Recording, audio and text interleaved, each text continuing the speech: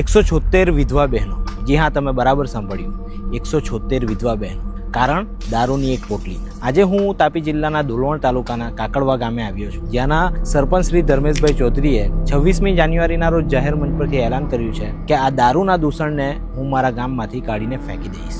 ગામડામાં most of English દારૂ મોંઘો વેચાય અને આ જે દેશી પ્રકારનો દારૂ આવે એ જે ગામડાઓમાં કે અમુક અડ્ડાવાળા જે દારૂ બનાવે એમાં જે મને જાણકારી મળી છે એમાં સલ્ફેટ યુરિયા નાખવામાં આવે છે, ભેંસને પાના ઉતારવાનું જે ઇન્જેક્શન આવે છે એનું મિશ્રણ કરવામાં આવે છે, જેના થકી એ કડક બને એવી વાત મેં સાંભળી છે. હવે આ વસ્તુ તો જે તે પીવાવાળાને તો ડાયરેક્ટ નુકસાની છે, શરીરને નુકસાની છે, લીવર પર ડાયરેક્ટ સીધી અસર થાય છે. હમણાં તાજેતરમાં જે આપણે SRL નું કામ ચાલતું હતું એમાં ગામમાં સર્વેમાં BLO તરફથી જાણવા મળ્યું કે લગભગ 176 જેટલી વિધવા છે. હવે એ વિધવાઓમાં લગભગ 40% વિધવા જે 40 વર્ષથી નીચેની ઉંમરની છે, જે એના બાળકો હજુ 3જા ચોથામાં ભણે છે. ત્યાર પછી અમને દિમાગમાં એવું આવ્યું કે દારૂ બંધીનું જ એલાન કરીએ તો ગામમાં દારૂ જ નહીં વેચાય તો પીવા ક્યાંથી જવાના. વ્યક્તિગત જો કેસ કરીએ તો કોઈ એને ધ્યાન પર લેવાનું નથી. જો પંચાયત જ કેસ કરે તો હોદ્દેદાર પણ અમને સપોર્ટમાં રહેવાના, મતલબમાં કોઈ પણ કે અમારા સપોર્ટમાં રહેવાના છે, અમને ખાતરી હતી. કદાચ હું એલાઉન્સ કરી દઉં કે કાલથી દારૂ બંધ, ચોરી છૂપી જે કોઈ વેચતું હોય, જે કોઈ મને ખાનગીમાં જાણ કરે કે ભાઈ અહીંયા દારૂ વેચાય છે, તમારે એને 500 રૂપિયા આપવાના, એનું નામ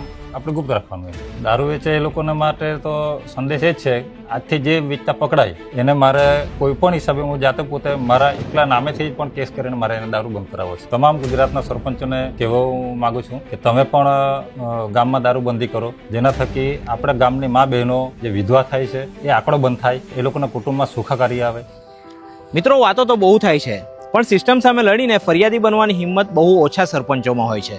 આજે કાકડવા ગામે શરૂઆત કરી દીધી છે. જો ગુજરાતના દરેક ગામના સરપંચોમાં ધર્મેશભાઈ જેવી હિંમત હોય ને તો ભવિષ્યમાં કોઈ બેન દીકરીનો ઘર સંસાર બરબાદ ન થાય.